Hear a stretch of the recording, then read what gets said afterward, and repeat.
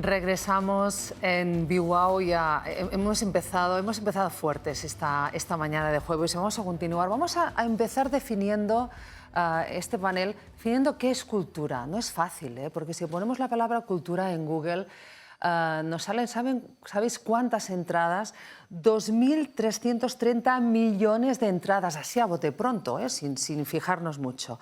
Pero por ahí va una definición de cultura que nos puede servir. Es de la doctora Ana María Marcos del Cano, es profesora titular de Filosofía de la UNED, y dice: cultura son las distintas formas de vida y de pensamiento que definen la identidad de un pueblo o una civilización. La tradición, las costumbres, los mitos, las creencias religiosas forman parte de lo que podríamos definir como la espina dorsal de lo que llamamos cultura. Y a lo largo de los siglos han servido y siguen sirviendo para justificar la violencia contra las mujeres de todo tipo y en todos los ámbitos. Por eso es necesario abordar desde aquí, desde esta BWOW, y encaminarnos hacia esos objetivos de desarrollo sostenible, sobre todo hacia ese número 5 de la ONU que dice que tenemos que lograr la igualdad entre los géneros y empoderar a todas las mujeres y las niñas.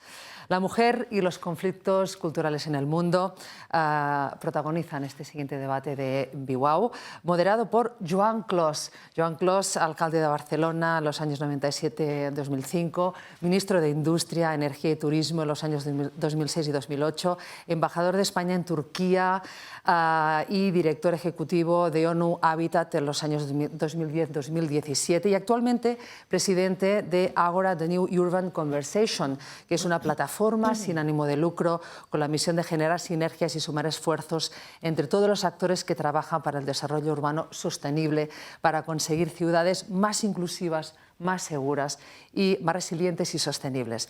Señor Clos, bienvenido a BWOW. Los estereotipos culturales de género también se reflejan en la arquitectura de las ciudades y nos condicionan, ¿verdad?, sobre todo a las mujeres. Evidentemente, sí, porque la cultura, como muy bien has dicho, abarca a todo el capital social de una comunidad, y si hay estereotipos arraigados, pues acabas haciendo, incluso inconscientemente, diseños urbanos o incluso edificios, etcétera, donde no se tiene suficientemente en cuenta la cuestión de género, el tema de género. Hay que replantearse muchas cosas, le dejo, porque tiene trabajo. Sí, hasta ahora. Muchas gracias. Bueno, muchas gracias a los organizadores del evento, al Consorcio de la Zona Franca de Barcelona, y, en fin, para mí es un gran placer coordinar o animar esta mesa, porque estoy rodeado de amigas y de amigos, y de maestros y maestras. Ambos merecen este calificativo para mí. En primer lugar está don José Luis Rodríguez Zapatero, presidente del Gobierno de España entre el 2004 y el 2011. Durante su periodo de gobierno él lideró... Fue el tuyo también, ¿no? Que coincidió en parte con el mío, exacto. Desarrolló probablemente el programa progresista más interesante de cambio social en nuestro país. La ley sobre la igualdad efectiva entre hombres y mujeres, la creación de los juzgados de violencia, en fin, la regulación del matrimonio para personas del mismo sexo, y más, ¿no? Yo creo que en aquellos momentos, a principios de los años 2000, él fue el político en este sentido más rompedor de la estructura política de la Unión Europea. Y esto creo que es un mérito extraordinario, basado además en algunas de sus concepciones políticas y sociales sobre el republicanismo social, las ideas del cosmopolitanismo moderno. En fin, un honor poderte tener, José Luis, aquí y hablar de estos temas tan importantes, compartiendo con Susana Malcorra, que tiene una trayectoria también impresionante. Yo tuve el honor de conocerla en mi estancia en las Naciones Unidas, cuando ella era la jefa de gabinete de Ban Ki-moon, pero antes que esto fue directora ejecutiva del programa de los alimentos, del soporte, ayuda, ¿no? Esto en castellano, soporte no quiere decir lo que mucha gente cree que quiere decir, ¿no? De ayuda a la distribución de alimentos en las partes más necesitadas del mundo. Una persona que conoce muy bien el sector público, ya en Argentina tuvo responsabilidades al frente de corporaciones privadas muy importantes, una ejecutiva de primer nivel, y ha sido ministra de Asuntos Exteriores en Argentina, en el gobierno de Macri, y actualmente aquí en Madrid es decana del IE School of Global and Public Affairs. Rebecca Greenspan, igualmente amiga y maestra, yo la conocí en Naciones Unidas, también en Nueva York, a raíz de que era una de las directoras ejecutivas, subsecretaria general de UNDP, el programa de desarrollo de las Naciones Unidas, que por cierto debió mucho a una acción del gobierno Rodríguez Zapatero, con un fondo, una aportación extraordinaria, muy reconocida en Nueva York y en Naciones Unidas, y especialmente en tu programa de UNDP. Pero además de esto, es el Fondo de Desarrollo en castellano. Además de esto, fuiste vicepresidente de Costa Rica, creo que durante una de las administraciones de Figueras, que tiene origen catalán, como sabéis, Figueras, ¿no? Su hija o su nieta, la que fue directora de Cambio Climático, me habló, bueno, consiguió una cosa que deseaba muchísimo, y también otro proyecto de José Luis, tener la nacionalidad española, la doble nacionalidad, porque la familia de Figueras es de Lérida, de Los, ya no me acuerdo del municipio, pero en fin. En todo caso, hablando no de Figueras, sino de Rebeca, una persona que ahora dirige la Secretaría General Iberoamericana, un esfuerzo de internacionalización para España y la comunidad iberoamericana muy, muy interesante y muy importante.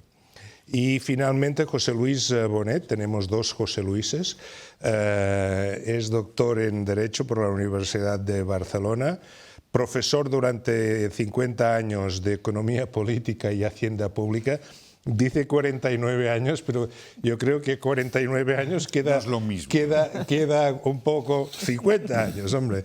Durante este periodo compaginó la actividad docente con la empresarial, y desde el 1966 estuvo involucrado en su empresa familiar, de la familia Freixenet. Participó directamente en el crecimiento y expansión de la compañía en todo el mundo, y en la actualidad ostenta la presidencia de honor del grupo, y desde noviembre de 2014 es presidente de la Cámara de Comercio de España y de la Fundación INCIDE. Por lo tanto, en esta mesa tenemos experiencia, talento, por lo tanto aprovechemos el tiempo y debatamos sobre los derechos de la mujer y las circunstancias políticas y sociales actuales. Yo quería lanzaros así improvisadamente y en contra de las preguntas que os había anticipado, otra pregunta diferente para entrar en materia de entrada, para entrar fuertes.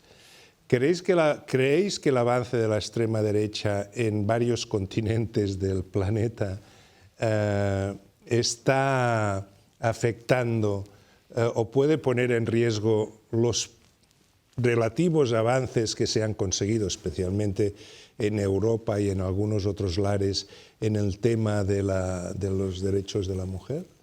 Es decir, ¿qué está pasando con la calidad de nuestra democracia?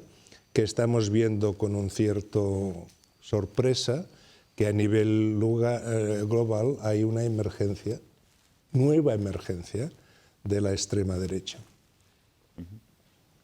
¿Quién se atreve a lanzarse? A José Luis no hace falta incentivarlo mucho para lanzarse. Sí, no. Bueno, primero, Joan, muchas gracias por tus palabras y mi satisfacción por estar y participar en este acto. Felicitar a la Zona Franca. Me parece que si hay el tema de nuestro tiempo es el tema de la igualdad de género. El tema de nuestro tiempo es el feminismo. La gran esperanza para mí y para las generaciones que vienen es que la igualdad de género sea uno de los grandes principios indubitados y que se transforme en todas las políticas.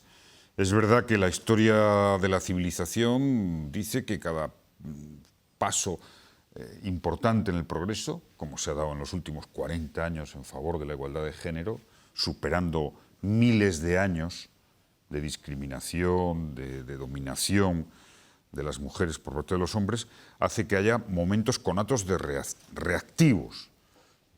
Y es verdad que la extrema derecha en este contexto, uno de los temas que pone encima de la mesa es el tema de una visión completamente antifeminista.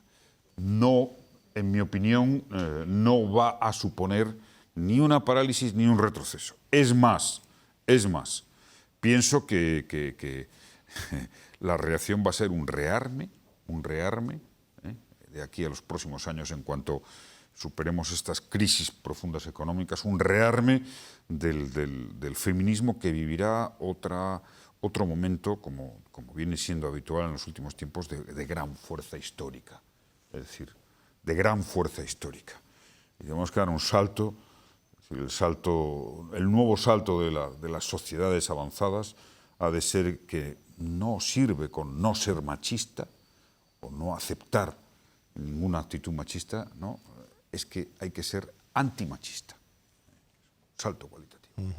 Por tanto, espero que tendremos una transformación. Es decir, intelectualmente, ideológicamente, culturalmente, las políticas machistas, las visiones patriarcales, no resisten mínimo debate. Es decir, que propones que el avance de la derecha actuará como vacuna para aumentar los anticuerpos contra el machismo. Ese va a ser el rearme que vamos a vivir. Muy bien. Gracias, Joan, y de nuevo agradecer que me hayan invitado y siguiendo la línea del presidente Rodríguez Zapatero, yo creo que el avance de la concepción feminista es inexorable y ocurrirá.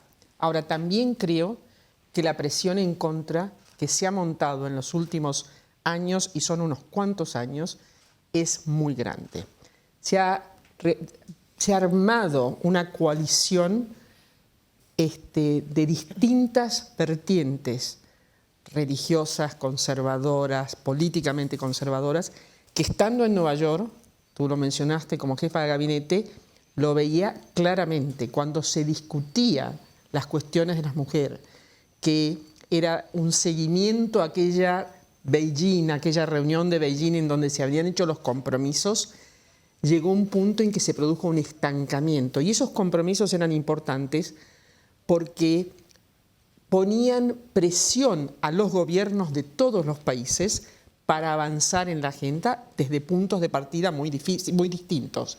Entonces, yo comparto la visión de largo plazo, pero me parece que no hay que ser de ninguna manera ceder el espacio ni asumir que esto va a producirse de manera natural. Hay que mantenerse realmente activos y proactivos porque los derechos de las mujeres están siendo cuestionados y en algunos lugares se manejan de manera contrastante con el derecho de la familia, que creo que es una concepción absolutamente errónea, pero intencionalmente errónea.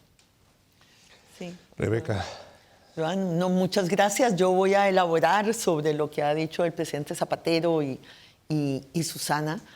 En primer lugar, yo sí estoy de acuerdo que veremos muchas cosas en este siglo y las estamos viendo y tal vez habrá mucho más énfasis en la tecnología y tal, pero que realmente el carácter de este siglo va a estar determinado por cuánto avancemos en la equidad de género.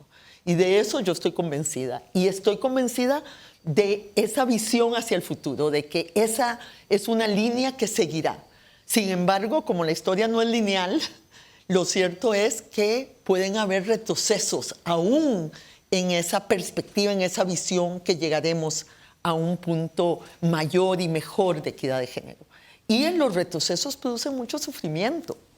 Y yo creo que ese es el momento en que estamos viviendo. Estamos viviendo un momento en que la pandemia y un movimiento en contra del feminismo y de la equidad de género, como han dicho el presidente Zapatero y Susana, está produciendo retrocesos en algunos países. Y ese retroceso, como digo, implica mucho sufrimiento para muchas mujeres. Y yo creo que hay que contrarrestar eso, porque lo que a mí más me molesta de ello no es el hecho de que haya gente que no está de acuerdo con estos conceptos, sino el que los distorsionen. El que una narrativa, que es una narrativa a favor de la igualdad, que es una narrativa a favor de mejorar nuestras relaciones en sociedad, a favor de mejorar la calidad de vida de los millones de mujeres en el mundo que en este momento no tienen igualdad de derechos, se convierta en una narrativa de polarización y de tergiversación de las relaciones, que queremos que sean relaciones más armoniosas, con más equidad, con más igualdad entre nosotros. Y yo creo que ahí es donde está el germen de lo más preocupante, ¿no? La distorsión de una narrativa que es para mejorar la sociedad y que ha sido distorsionada en una narrativa de confrontación que debemos, sin ninguna duda, contener y combatir. Sí, bueno, lo primero, gracias por invitarme a participar en esta mesa en donde, aparte de personas muy distinguidas, hay amigos. Y en ese sentido, yo no puedo estar más de acuerdo con lo que he oído en las tres intervenciones que me han antecedido, ¿no? Porque efectivamente es de sentido común que debemos ser iguales, con igualdad de oportunidades, y que el camino este no va a parar, porque en definitiva la sociedad global que vivimos, los medios digitales, van a llevar esa necesidad de igualdad a todo el mundo, incluso a aquellos que en este momento están en la peor condición, ¿no? Esto por un lado. Y desde el punto de vista económico, pues prescindir del talento y la energía de millones de mujeres es una malversación de recursos, ya se entiende esto, ¿no? Y por tanto el mundo va a caminar por aquí. Hay que hacer, como decía en este momento Rebeca, pues tener una actitud proactiva, ¿no? Y no parar. No parar quiere decir actos desde el mundo no político, como este, donde hay sensibilización de la sociedad en la buena dirección, pero es que además, como he oído en una intervención anterior de Cristina, pues es evidente que las políticas públicas tienen que incidir, porque, por ejemplo, el tema de las cuotas, famoso, ¿no? Porque efectivamente hay que hacer todo lo posible para que esta igualdad de oportunidades se vaya realizando cada vez más. Seguro que, como se ha dicho, vamos a ir por este camino a la larga, ¿no? No dudéis en responderos vosotros mismos y comentar. Creo que la perspectiva es importante. Si hoy analizáramos las legislaciones y las realidades políticas y sociales y de derechos de una buena parte de los países del mundo, sobre todo los países llamados desarrollados, en relación con hace 30 años el avance es muy importante, muy importante. O sea, casi todos los países desarrollados tienen leyes contra la violencia de género, activas, comprometidas. Casi todos los países han incorporado a mujeres y casi todos los países han hecho leyes de igualdad, es decir, con una aplicación con dificultades, porque son siglos que hay que remover todas las situaciones sociales, pero el avance es importante. Leyes de reconocimiento del matrimonio igualitario, leyes de reconocimiento del derecho a las personas transexuales, en fin, un avance enorme. Las reacciones que se están produciendo van a ser derrotadas ideológicamente, como ha sido derrotado Trump por Biden, y ha sido la reacción, es decir, uno de los leitmotivs de la alternative right, de la derecha, como aquí, es el negacionismo de todo, que es en lo que acabó el movimiento Trump, ¿no? Y entre otras cosas el negacionismo del feminismo, de los derechos de igualdad de la mujer, como si fuera fruto de una gran conspiración contemporánea, cuando es fruto de una gran superación de la injusticia histórica mayor que ha vivido la humanidad. Por tanto, yo quiero insistir, me parece que si queremos de verdad que este siglo XXI sea un siglo que supere a la segunda mitad del siglo XX, debemos de incorporar en todas las políticas públicas, todos los gobiernos, todas las empresas, la política de igualdad de género como lo más transformador. Lo más transformador. Está inserto en el núcleo, en el core de los derechos humanos, aunque no haya sido así a lo largo de la historia, y que supone la gran victoria de la racionalidad. Termina los países con mejor calidad de vida del mundo, en todos los órdenes, que siempre situamos los nórdicos, tienen tres características, Joan, que me parecen indiscutibles. Uno, son los países con más instrumentos musicales y libros por hogar. Dos, los países donde hay más igualdad de hombres y mujeres, y donde las mujeres tienen sitio natural en igualdad. Y tres, son los países que pagan más impuestos sin quejas. Pero de todas formas, para coincidir un poco con tu visión optimista de que a pesar de estas distorsiones políticas como la extrema derecha, quisiera preguntaros un poco, por ejemplo, ¿qué está pasando con la ley de aborto en Argentina o en Brasil? ¿Cómo lo veis? Porque han habido avances relativamente positivos, creo yo. No sé si las noticias son verdad o son fake news. Bueno, la ley de aborto en Argentina fue aprobada. Por eso. Y ya funciona. Después, por supuesto, sí, ya está. Y tienen matrimonio igualitario y en varios países latinoamericanos. No, y en Portugal también, ¿no? Sí, que claro. Portugal era un país que siempre se resistía a todo esto, ¿no? Pero además conviene insistir, aquí la aprobamos en 2010, la ley de plazos conocida, y el resultado ha sido... A pesar de que ha habido algún intento de rebajarla. Sí, pero al final no se atrevieron. El resultado ha sido... Es que se ha reducido el número de interrupciones voluntarias del embarazo. Se ha reducido. Sí, claro. Porque la ley contemplaba toda una tarea de prevención, de formación y de ayuda. Entonces, esto me parece que es importante como experiencia frente a los discursos agoreros, igual que con la familia, la ley del matrimonio igualitario, que iba a acabar con la familia, aunque hay muchas más familias. No, yo creo que es muy importante lo que ha pasado en Argentina, viendo la evolución de lo que ha pasado en Latinoamérica, porque en realidad en los últimos años tuvimos más bien un retroceso en los derechos reproductivos de las mujeres en muchos de los países de la región, precisamente por esa presión, de esa coalición, digamos, de la que hablaba Susana.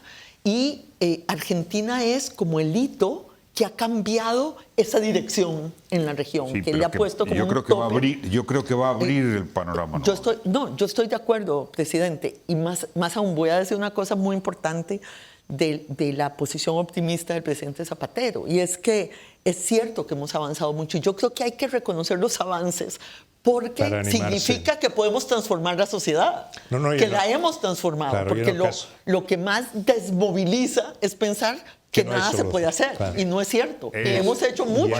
Perdemos la perspectiva, pero Joan, tenemos que reconocer entre nosotros, y no es porque nuestro gobierno tuviera algo que ver, que tuvo, pero es impresionante España, ver el cambio en España. Hombre, esta fue una sociedad homófoba. Tú como yo nos educamos en chistes homófobos y machistas que estaban a la orden del día, y ahora nos hemos convertido en la sociedad más defensora, más beligerante en favor del respeto a la libertad individual, a la igualdad y al matrimonio igualitario. Y eso se ha conseguido en muy poco tiempo, con una gran batalla de las ideas. Susana, cultural. ¿quieres añadir algo? Sin dudas, sin dudas. Y creo importante lo que decía Rebeca, tenemos que montarnos sobre lo construido, pero no podemos caer en la complacencia, porque hay intereses creados activamente trabajando en contra. Y yo sé que estamos en España y podemos hablar de España y el ejemplo de España o el ejemplo de Europa como una sociedad que concibe esto de manera más natural. El mundo no está ahí. Y eso es lo que es importante. Y hay partes del mundo en las cuales se han producido retrocesos significativos en los últimos tiempos. Cuando uno mira el avance de las leyes que tienen que ver con todo esto, en ciertas partes del mundo se han detenido o en algunos casos ha habido reversiones. Cuando José Luis decía recién de que la mitad de la sociedad, porque las mujeres somos un poquito más de la mitad de la sociedad, si no somos partícipes activas en la economía, es un desperdicio. Es así, pero yo me acuerdo haber hablado con algún presidente en representación del secretario general Ban Ki-moon, haciéndole esa pregunta: ¿qué pensaría usted del desarrollo de su país si la mitad de su sociedad no estuviera totalmente representada? Sería una locura. Es lo que le pasa porque está volviendo atrás esta ley de tenencia de la tierra. No voy a hablar del país, no voy a hablar del presidente, es la realidad. Entonces tenemos que mantener ese foco, y tenemos que mantener un foco que sea no solo local, que es fundamental y en España es en positivo, sino transferir esa energía al resto del mundo, porque el COVID adicionalmente ha incidido aún más en forma negativa. Sí. Muy En términos de los derechos económicos de las mujeres, ¿no? Y del empoderamiento económico, la pandemia ha sido un desastre para nuestros países. Hemos visto retrocesos en términos de desempleo, en términos de informalidad, en términos de aumento de la violencia de género. Ya hay números que nos dicen el aumento de la pobreza en las mujeres de un 22% en la región latinoamericana. Un 33% de las mujeres creen que no volverán al lugar de trabajo porque no tienen las condiciones, porque la conciliación trabajo-familia se ha vuelto más difícil. Digo esto no para negar la dirección de la historia, sino para decir que hoy tenemos que hacer un esfuerzo mayor para poder evitar que estos retrocesos sean permanentes o de muy largo plazo para muchas de las mujeres de la región. Perdona, José. Sí, no, totalmente de acuerdo en el sentido de que efectivamente el COVID-19 pues, ha asustado un golpe tremendo a todas las sociedades. Evidentemente, en la estructura social que es del sí, pero hemos mejorado, pero todavía queda mucho camino por recorrer. Pero yo antes he oído una intervención antes de la mesa del presidente Rodríguez Zapatero con la que coincido, y es la euforia. Estamos todavía no al final del túnel, pero sí estamos cerca del final del túnel y se va a vencer la pandemia. Entonces se va a producir un movimiento de euforia, coincido con lo que ha dicho, espectacular, porque hemos visto la muerte cerca y ahora vemos que esto ya lo hemos superado, por lo menos por un tiempo. A partir de aquí es cuando hay que incidir especialmente en este trabajo proactivo a favor de la igualdad, que vemos que en una larga perspectiva es un tema que se ganará, pero que cuanto antes mejor, ¿no? Y por tanto, yo creo que hay que aprovechar ese tiempo para no ser autocomplacientes, ¿no? Quisiera introducir otro tema para que podamos tratar al menos en esta hora breve de un poco de otros temas, y es el de la desigualdad en general, que también afecta evidentemente, como acabáis de decir, a la desigualdad de género, ¿no? Que por lo tanto el aumento de la desigualdad en buena parte del mundo empeora el el tema de los derechos. Pero el elemento de la desigualdad está creciendo por las razones diversas, socioeconómicas, todo está relacionado con todo, como decíamos en una conversación anterior con Susana. Lo que pasa aquí se repercute allí. El incremento de la extrema derecha también tiene que ver con el incremento de la desigualdad y el descontento de buenas capas de la población que ven que su futuro no es muy tan positivo como lo era para nosotros. Tenemos que reconstruir un nuevo contrato social. ¿Cómo saldremos de esta? Porque si el crecimiento por sí solo no es suficiente para garantizar una calidad de vida y unos derechos económicos para buena parte de la población, jóvenes, mujeres, inmigrantes con situación económica. Por lo tanto, y en Europa, que hemos visto también en nuestras carnes el aumento de la extrema derecha, el proceso de creación de Europa se basaba sobre los valores sociales del acquis europeo, ¿no? Todo esto, ¿cómo lo vamos a recuperar, ¿no? Porque podemos ir predicando que tenemos que ser buenos y ir adelantando en los derechos y tal, pero si hay un cáncer que está por debajo, que es el del incremento de las desigualdades, porque el sistema económico y las nuevas tecnologías o porque la liberalización de los mercados está aumentando las desigualdades, podemos estar predicando en el desierto, ¿no? Bueno, es evidente que las desigualdades sociales que se han incrementado, especialmente en los últimos 20 años, y de manera singular con la crisis financiera del 2009 y ahora con el COVID, siempre es un resultado de la crisis, es uno de los grandes desafíos de las sociedades consolidadas y en general de la comunidad política internacional. Genera desafección, inestabilidad y puede, en efecto, mal humor, abrir espacios a la extrema derecha o a la extrema izquierda. Es decir, esto además puede ser completamente circunstancial. Es decir, yo creo que hay dos elementos que son fundamentales. Primero,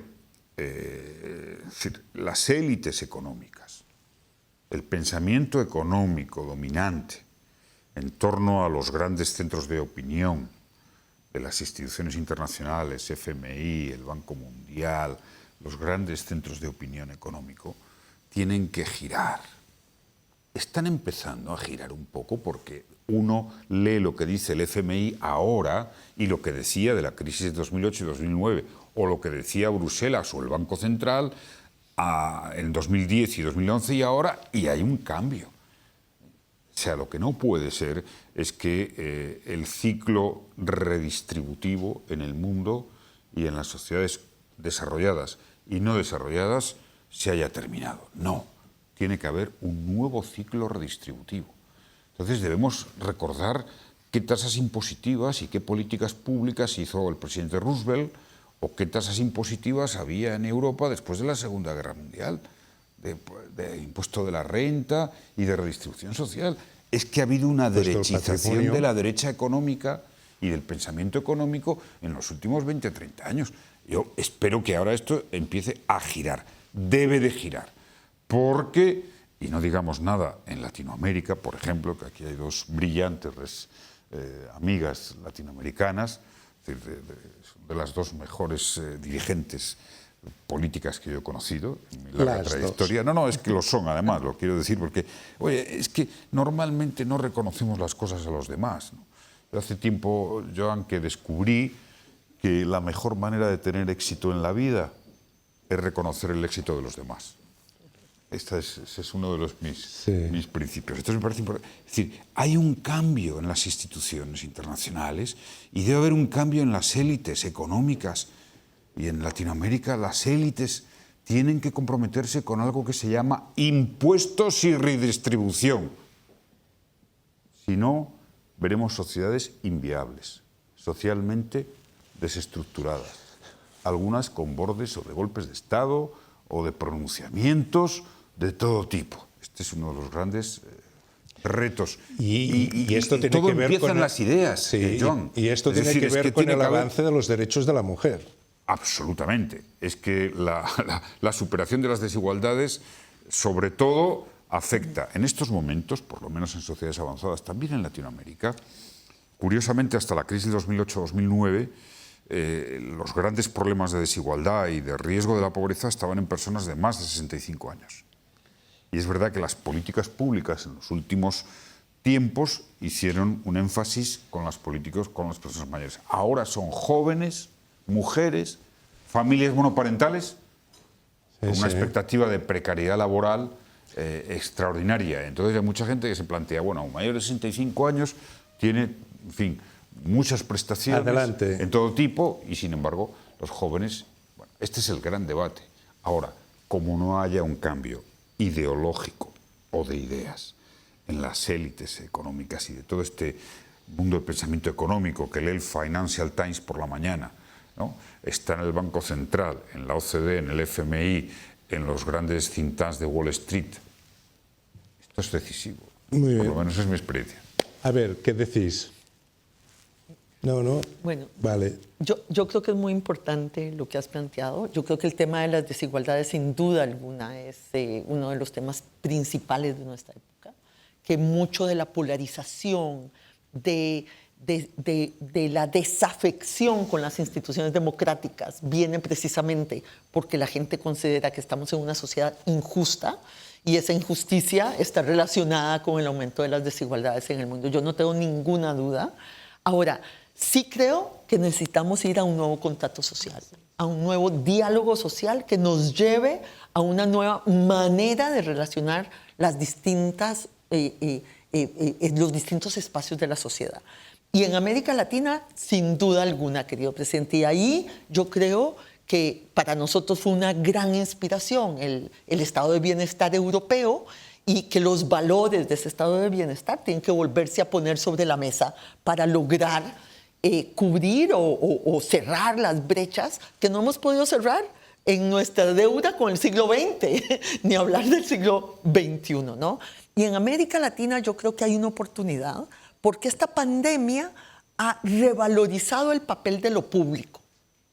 El papel de lo público, porque no hubiéramos podido hacerle frente a la pandemia si no hubiera sido también por la acción del Estado. Pero lo público es más que solo el gobierno. Lo público tiene que incorporar al sector privado y tiene que incorporar a la ciudadanía activa. Y ese contrato social tendrá que ser elaborado en ese diálogo entre estas partes de la sociedad.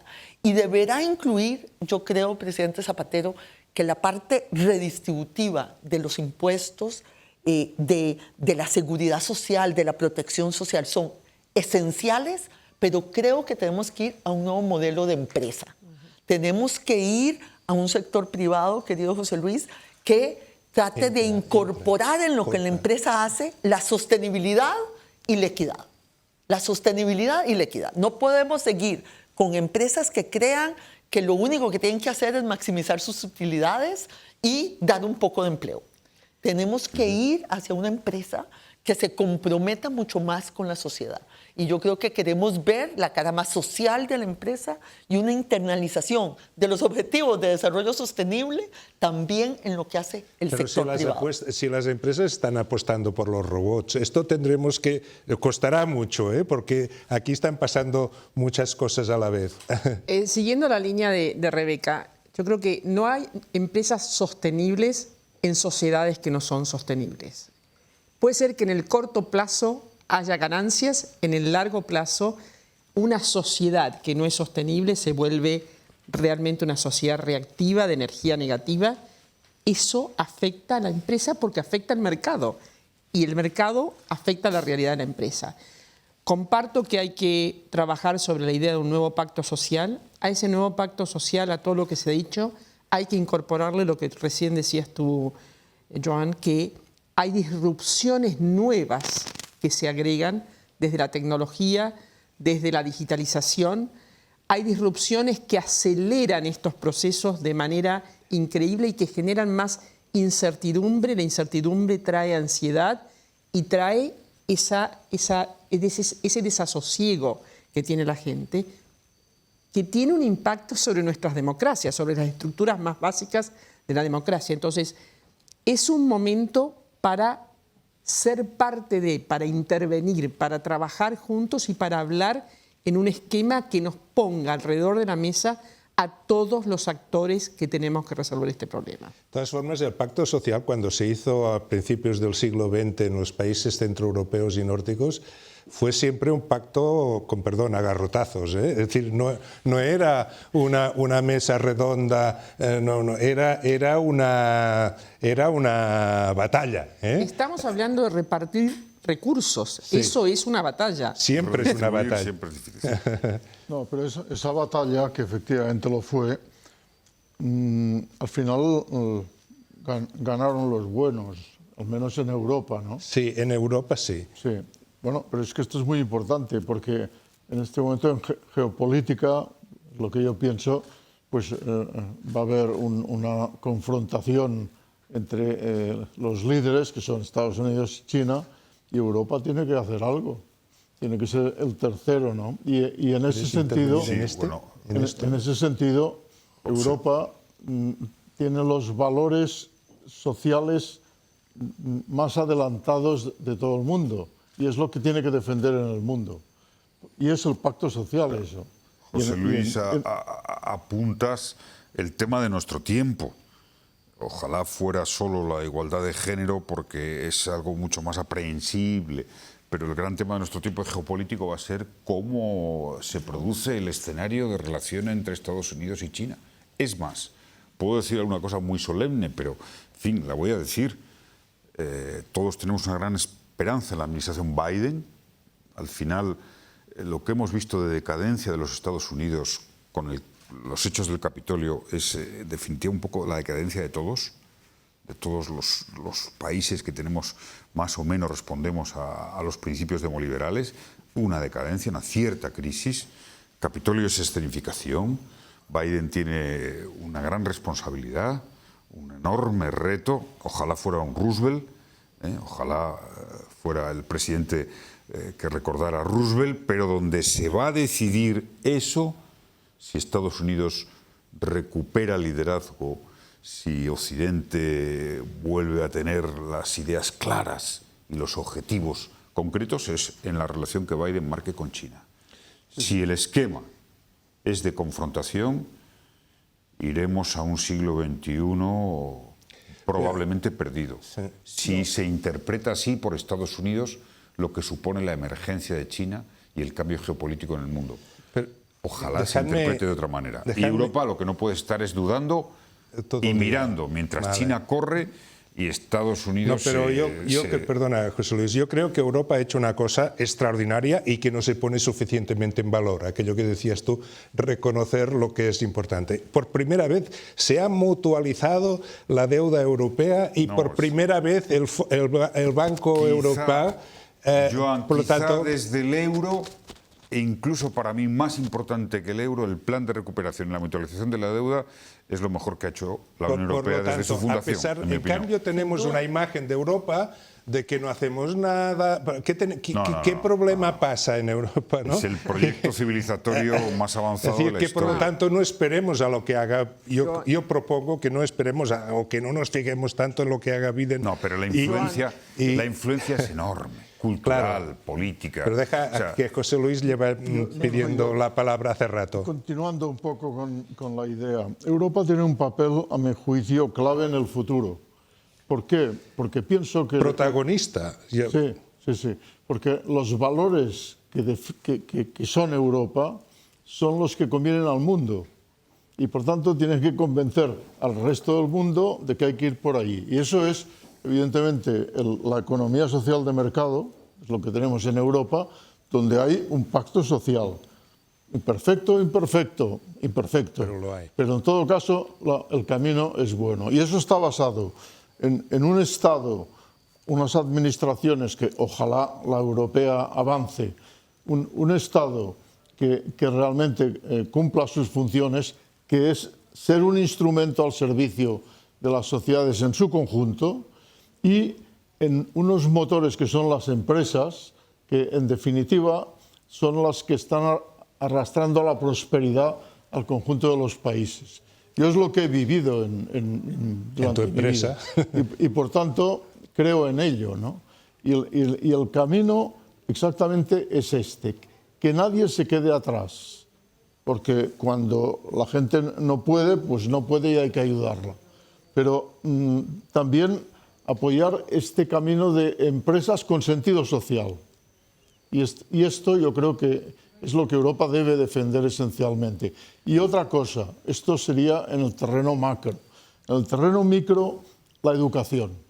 La educación donde a los niños y a los jóvenes se les enseñen dos cosas. Uno, que tienen que dar lo mejor de sí mismos y en servicio al resto. La idea de servicio. Porque, en definitiva, este es el camino realmente de un futuro para la humanidad. Hay que luchar contra todo lo que intente bloquear ese futuro. Susana.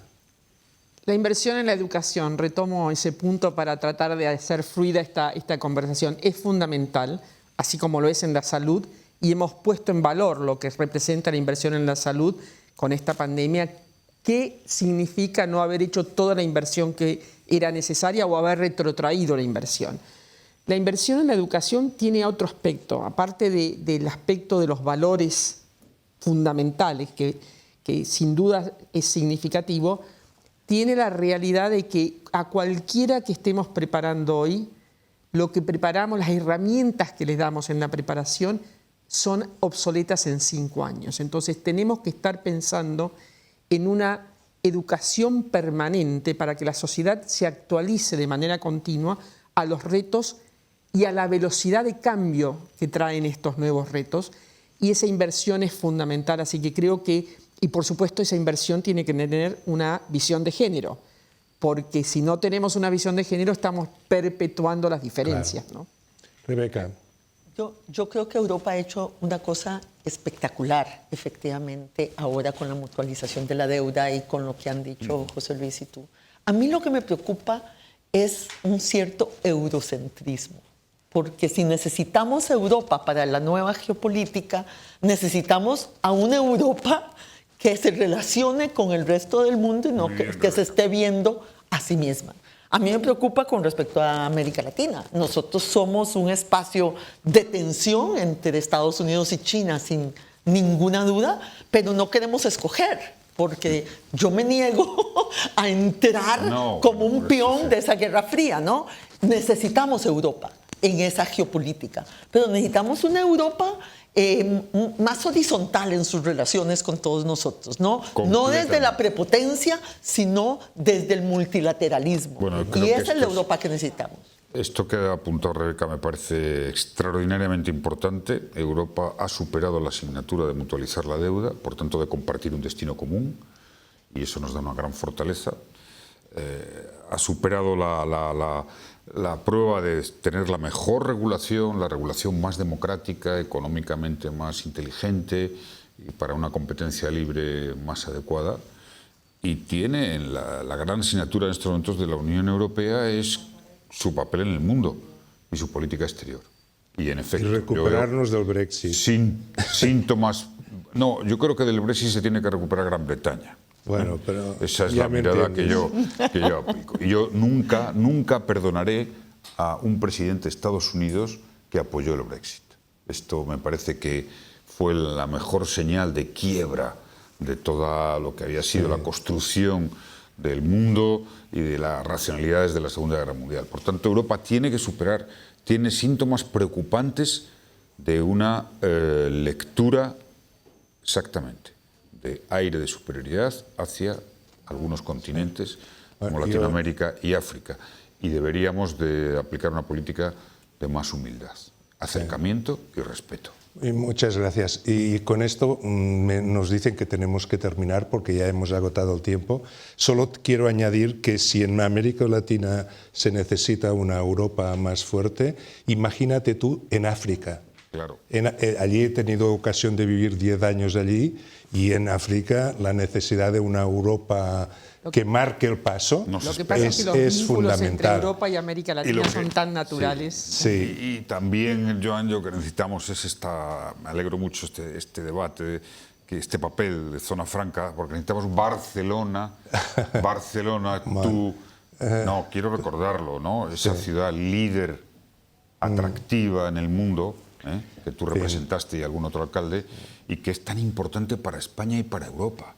Para Bueno, España y para necesitamos Europa. Para Tanto, cerrar a las mujeres, y a porque las son una mujeres. fuerza transformadora muchas hacia zonas adelante. francas y muchos, José Luis Bonet, para hacer de Barcelona ese liderazgo. Como no nos que vayáis tiene que bajando mantener. el micro, Sí, no, nosotros si me continuamos permites, hablando. Voy a entrar, Ya ¿eh? está, ya está. Voy a entrar. Yo digo, voy a levantar la mano como han hecho Susana y Rebeca en algún momento en que el presidente Zapatero no las dejaba. Yo voy a resumir esto. Ha habido dos bandos, sin quererlo, ¿eh? El bando de los eufóricos y el bando de las escépticas muy motivadas. Los eufóricos que han dicho, bueno, la subida de la ultraderecha, eso será el rearme del feminismo. Eso será, vamos, la euforia llegará cuando acabe esta pandemia de la que estamos viendo, esperamos ese final del túnel. Y nos decían Susana y Rebeca, bueno, como Pepito Grillo, vamos a ver, vamos a mantenernos activos y reactivos. He oído hablar de que se estaba armando una coalición de la cual fue testigo. Digo, bueno, esto es Netflix. Digo, vamos, que me cuente más cosas, ¿no?